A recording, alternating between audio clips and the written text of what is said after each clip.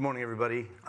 There's a lot of content here, and just to kind of lay down the three major branches of this talk today, we're going to talk about three things, to put on different hats. One is going to be from an understanding of looking at alerts, security alerts and events. How do we process that to make a better threat model? And ultimately, this talk, as it says, is to be able to come up with better adversarial ways to simulate exploit testing. The second part of the talk is looking at IR cases. So how do you do the same thing? How do you look at incidents that have actually happened, whether they be in the industry or within your own corporations, to be able to build a better threat model? And then last is the offensive side of using a threat model in order to build out a more contextually aware pen test. So a little bit about me, as was mentioned, I am the CEO and founder of Versprite. We're a global cybersecurity firm. We're based out of Atlanta, but we do work multinationally. We have over 400 clients. I'm also the OWASP chapter leader for Atlanta, the Open Worldwide Application Security Project. It was recently renamed from Web to Worldwide. I'm also the vice chair for CREST Pen Testing Subcommittee, and I'm the author of that book there. It's called Risk-Centric Threat Modeling, and basically that is it's the approach that is tied to PASTA. If you've ever heard of PASTA, PASTA is an acronym that was built by myself and Marco Morana, another OWASP alum who was the SVP at Citigroup in London some time ago. Now I think he's at JP Morgan, but we both came up with this risk-centric approach for threat modeling, which is about proving that you have a problem so that you can substantiate some of your threat claims to your audiences, both vertically and laterally within an organization. I've worked at many different multinational organizations, and so a lot of the talk and experiences today are going to be a manifestation of those experiences. So many of you have maybe not have heard of PASTA. PASTA is a true methodology in the sense that there's step by step by step. There's 7 stages, and each stage has actual steps. It's not a mnemonic. I mean, there is an acronym, of course, to make it catchy. But the major deliverables that are typically associated with threat models are no different in PASTA than others, but it's mostly denoted by using a DFT attack tree libraries. I always say that threat modeling is a marriage of different libraries, and we'll see that today as we talk about how do we leverage events, incidents to create some level of evidence for our threat model, ultimately to come up with a very robust attack library. We'll look at you'll hear me say 2 different terms a lot: threat data and threat intel. PASTA uses those terms a lot, where threat data is information that you have within your infrastructure that basically says what's wrong within my environment. But here's a look at PASTA in its glorious 7 stages. We're going to really be focusing a lot on stage 4. I could really talk for 2 days on PASTA. And that might give the impression that doing PASTA takes weeks or days to do. You could do a PASTA threat model in 2 hours. And if you want to be able to talk more about that, please see me afterwards. We'll catch up over coffee, drinks, cigars, whatever. All right, let's dive in because there's a lot of content and not enough time in 45 minutes. So the first chapter, as I promised, is really looking at substantiating threats by leveraging events and alerts. And this is what we call, in the PASTA threat modeling methodology, we call threat data. So the initial inherent problem that we have with overall security operations, and I used to be a SOC analyst for before it was when I joined it was like 100 people, but I used to work for SecureWorks a long time ago. Now there are, I think, thousands of people. But you're there, eyes on glass, you're letting the tool, and it's still, nothing's changed today, 2023. We have a lot of individuals worldwide that are in a dungeon somewhere looking at alerts, and the technology is telling them, hey, follow the escalation tree, or this is something that you should care about. I've also had the benefit of working for a product-based security company, and if you've ever worked with product security engineers, very smart individuals, but do they know your business? Do they know whether or not you're running airline operations, retail operations, higher education, government? They don't know, right? They're building rules and algorithms and regex expressions in order to basically catch and their intel is really a lot of threat research. So what we're trying to do is we're trying to contextualize things, and this is the benefit of the threat model. Now, there's again, we're focusing a lot of today's talk on just stage 4, which is called threat analysis. Stage 4 really, it builds off of the first 3 stages of context in PASTA, where you find out in stage 1, why do I care about protecting anything? Stage 2 is like, what is my attack surface? What am I actually running? And stage 3 is, how does everything flow together? So if you look at stages 1 through 3, it's very functional. It's nothing to do with adversarial. Stages 4, 5, 6 are adversarial. They're like, now let me go ahead and do all the evils of the world.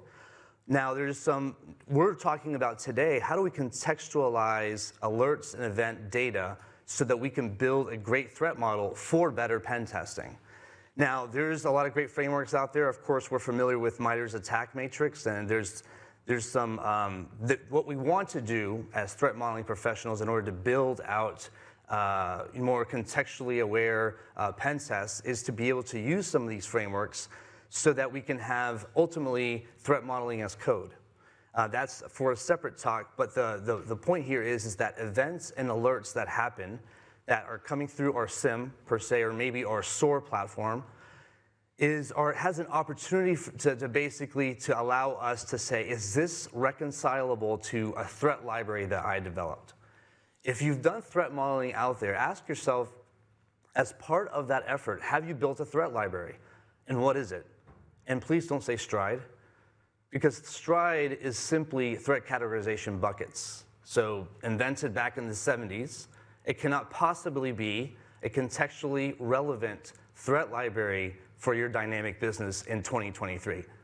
Just saying it is foolish. So you have to build a threat library that is contextual to your business or to your product. In simple terms, what I always like to say, so I live in Atlanta, Georgia, and I don't know where many of you live. Maybe you live in Manchester, Liverpool. Protecting what I own or protecting what you own is going to be different. Maybe, you know, I have 12 shotguns. Maybe you guys have a moat around your house with crocodiles. I don't know. It all is commensurate based upon the threats that you're facing right in your local environment. We do this as humans. As security professionals, what we do is we like to drink Kool-Aid and say, I'm protecting. And that's not really contextually aware. So this creates a lot of desensitization of real information oftentimes, because as a SOC analyst, you're just there clicking, escalating, and you're not really thinking about, wait a minute, is this something that could be something that's part of maybe a targeted attack or something that's in my threat library? So one of the takeaways here is to ask yourself, if you have been in the seat of security operations, does your team, are they aware of the product or application or organizational threat model that they are defending? One thing that I did want to mention here, so I see here on number 1, we have rise of fake intel. So everyone's heard of counterforensics, right? Where as an adversarial group, you're basically leaving, you know, misinformation in order to ward off, you know, good forensics. Same thing is happening today in this day and age, where you have diversion attacks. You also have, you know, attackers know that there are complex systems that are aggregating a lot of information, and their goal, at least my goal, would be to make sure that I'm going to water down that as much as possible. Because as an attacker, I want to make sure that you have your eyes not on the prize, but on other information that is going to be not really relevant. We have an opportunity to here using threat intelligence. Threat intelligence is data that we subscribe to, you know, maybe different ISACs of the world, different advisories, maybe from Interpol, FBI, the FS ISAC, retail ISAC, healthcare ISAC. There's a lot of different sources of information, also from commercial entities. How do you operationalize that data into your threat model so that then you can create adversarial tests against your application or whatever you're testing? I used to work for Symantec, and in 2007, Enrique Salin, the CEO, said that we have a data problem. And at first, you know, I was kind of leaning in to see what that really meant. And we have definitely, it's gotten worse, where going back to security operations, we have just an alphabet soup of tools, right? We have, you know, EDR solutions, XDR solutions. We have, cloud work stream protection, SOAR, SIM. We have all this different information that's, you know, culminating from network layer attacks, infrastructure attacks, node level attacks. What does it all mean? So I feel that threat modeling provides a good framework to say, let me distill the events and alerts contextual to what I care about. We'll go through some obvious examples in the energy sector. I do have 2 case studies to cover here. One will be in, it'll be in consumer electronics, and the other will be in the energy sector. But what we want to do is take the events that we look at in security operations and then relate it back to a threat library of let's say in my threat library I have sabotage. Again, sabotage isn't in Stride, or you don't really reconcile it well with Stride. Or extortion. Extortion doesn't reconcile well with Stride. So build a custom threat library within your organization, and then make sure that your events and alerts that are triggered map to that, so you can give it even a higher level of priority. It's interesting to see this graph because you kind of look at the far right and see where just in general, this has nothing to do with threat modeling, but this is simply just on how security event correlation tools really funnel things down so that the human can look at the ripe nectar of a good event or a security incident that actually happens. And so if we drill down, what's still missing here is the context of that particular alert that's manifested in security operations to that threat library. If I'm in the energy sector, I'm concerned more about continuity. If I'm in banking, I might be concerned about data privacy and data security. So every industry inherently has different threats that allows you to build a custom threat library. But oftentimes, SIM products can really box analysts and create this sort of like very tunnel vision for what they're really after in terms of defending and escalating.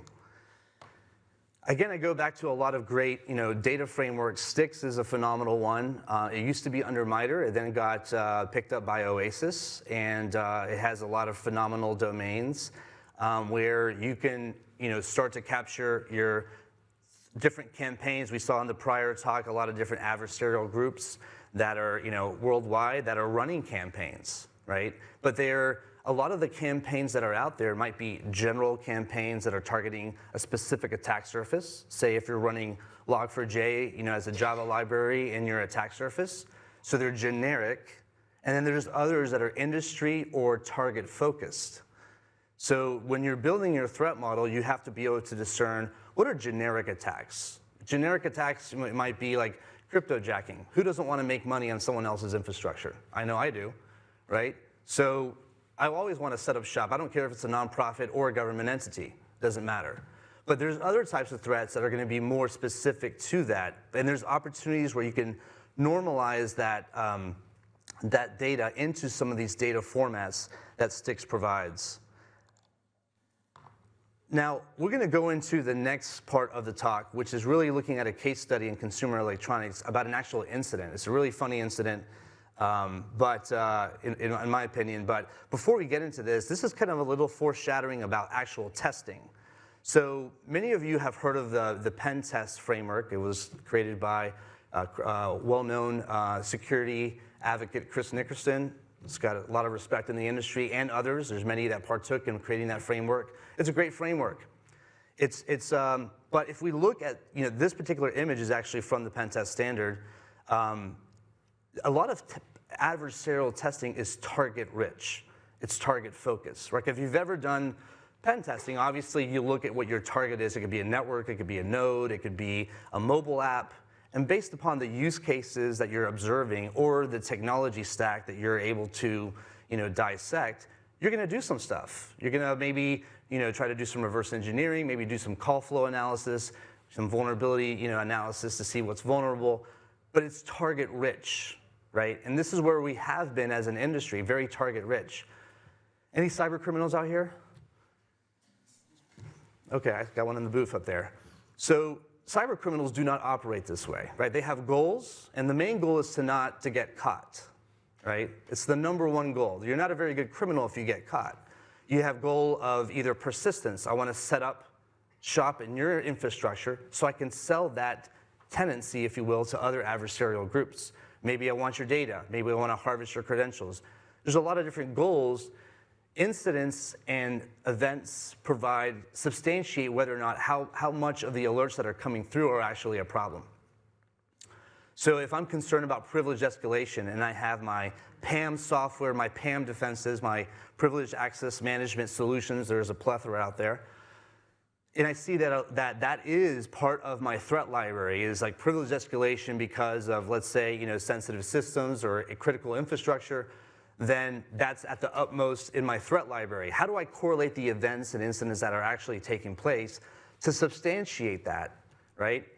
We might not need the substantiation, and we'll go into the next part right now. This is going to be a kind of a dark case study on consumer electronics, but threat modeling provides a phenomenal wrapper around a lot of security activities. We've talked up till now about event monitoring, incidents. We're actually going to talk about incidents right now.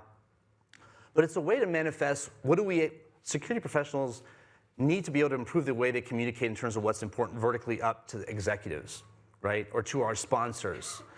When we're living in the weeds of like, well, SQL injection or sandbox escaping or these other terms, we're losing our audience and we're losing our stakeholders, totally. So threat modeling provides a way, risk-based threat modeling specifically, not to say that there isn't other types of threat modeling religions out there that you should subscribe to, because there is, provides a way to contextualize and say what's the most important. All right, cloud pets. Anybody bought this toy for your children, nieces, and nephews? So cloud pets, so fast forward to where they are today. Well, they're out of business, and they're out of business because of security. This is an actual incident that took place, and it's really a story just to kind of provide the overall gist is that this particular IOC product, I'm sorry, not IOC. This particular I had IoT components where there was a teddy bear. We'll go into the architecture in a little bit, but the overall company went out of business because of a plethora of security events.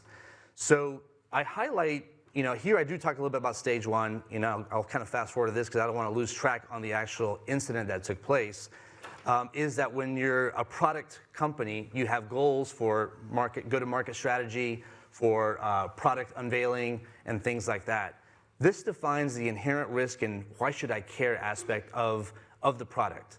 Now this is basically a teddy bear that was running a lot of IoT components within the actual teddy bear. And you have a traveling father, much like myself, that wants to read a bedtime story to a child.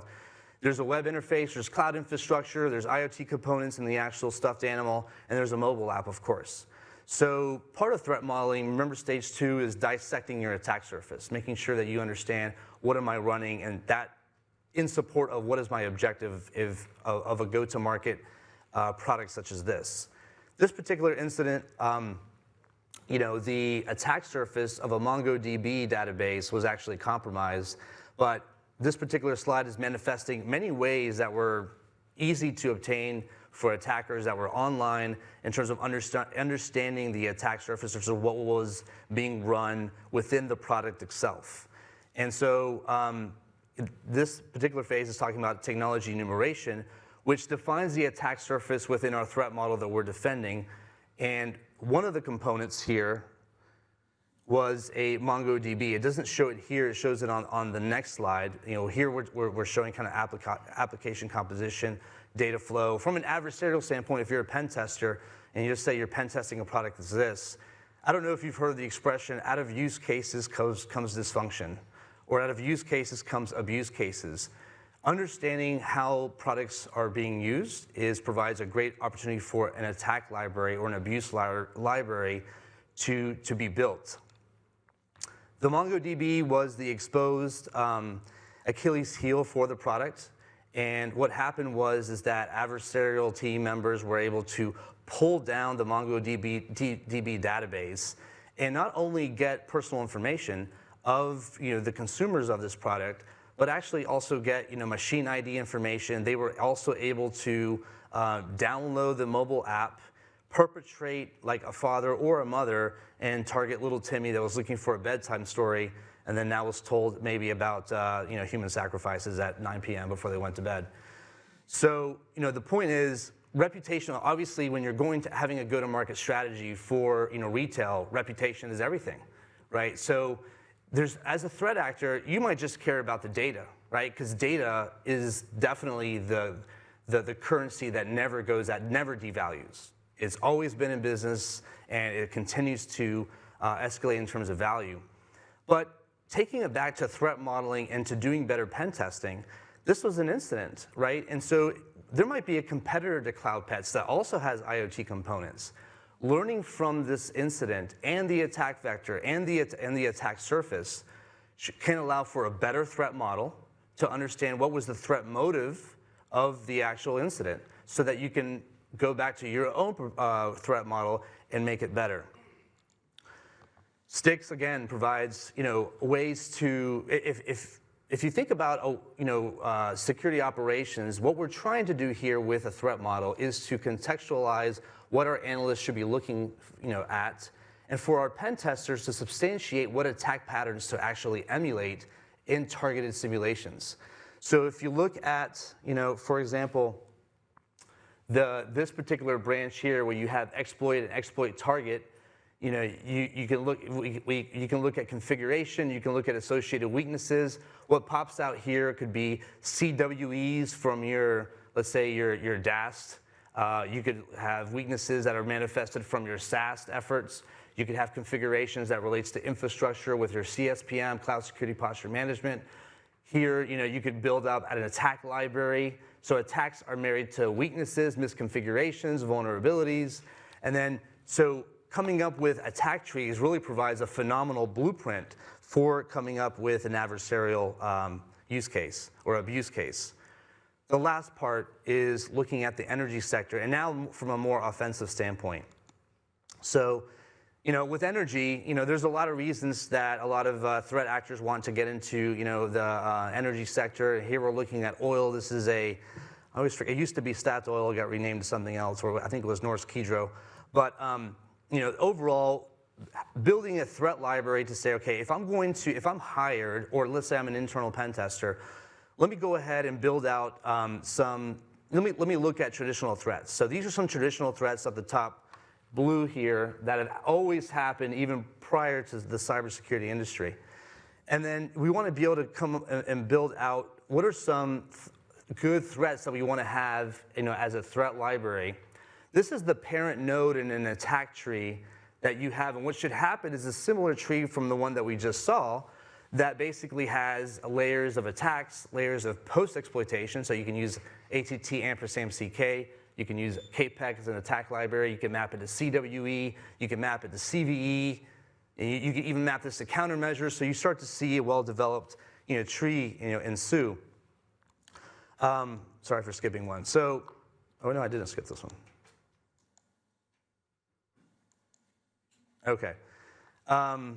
So with this particular example here, thinking adversarially now about a role-playing kind of the threat actor. So in the oil excavation industry, there's well spots, and well spots have different types of infrastructure there that are responsible for obviously extracting crude from different sources where there's a well spot found. Today, there's a lot of components which you can't really see here, but there's a lot of components that are used to manage the overall readings that you get back from a well spot. And so developing attack patterns that are attack surface centric, developing attack patterns that are based upon a threat library, I want to sabotage a particular oil well, or I want to steal research data in terms of where a company like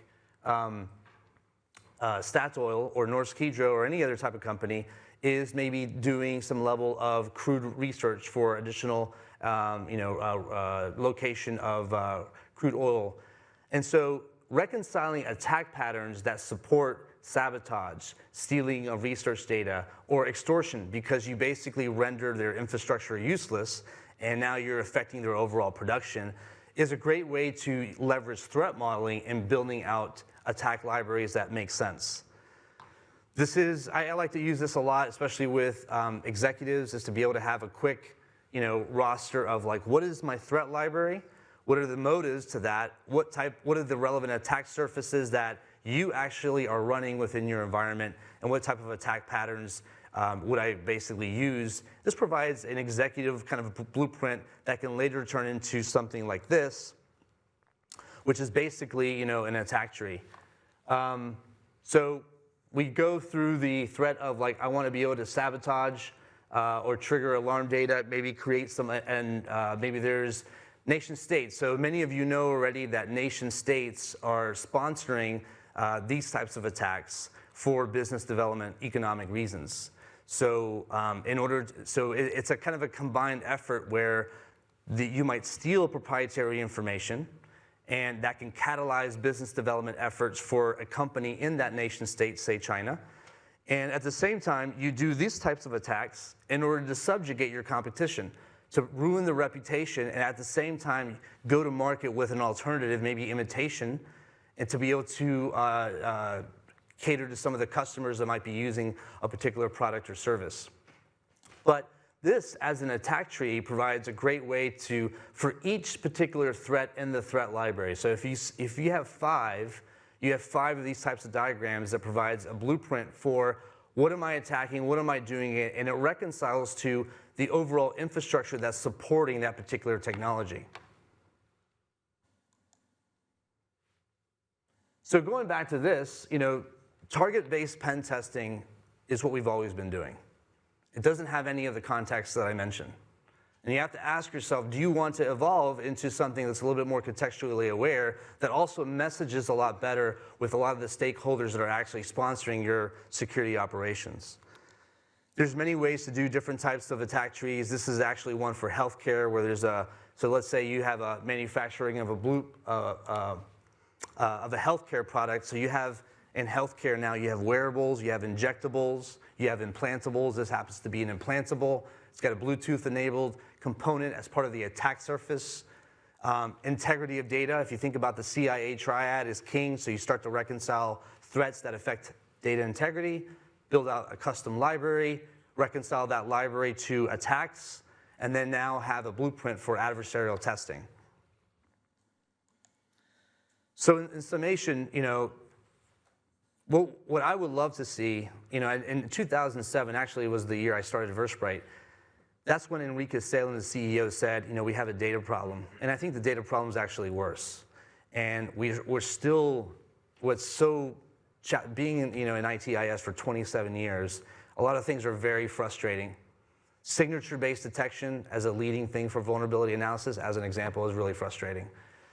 Seeing security operations be driven largely by what tools say, and not being contextually aware to the context of what you're protecting, or what attacks, or even what data your infrastructure is telling you, right, is really frustrating.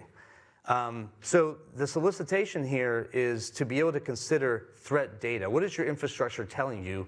Are you operationalizing it to the level where it's feeding your threat model so that you can substantiate attacks that support threats that serve as a blueprint for pen testing?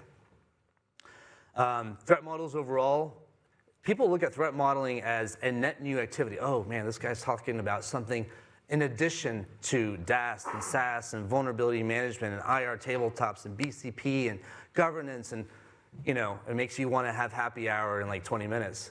But the point is that it's actually a great wrapper to all the activities, right? So a lot of the activities that we have in security operations can feed the threat model, and threat modeling provides a very collaborative way to add context, and also really to have more of a niche approach to exploit testing. So if you want to have more information, please follow. You can obviously reach out. There's a new book that's coming out. This particular book is actually 2 books in one. It's a short read of 700-something pages. But half of the book is general threat modeling, and the other half is about PASTA. The new book will be a Cliff Notes version of about 300 pages, but it'll be with more examples of industry, cloud-related examples, IoT-related examples, things like that. But appreciate the time and the opportunity to address you guys, and I'll take any questions.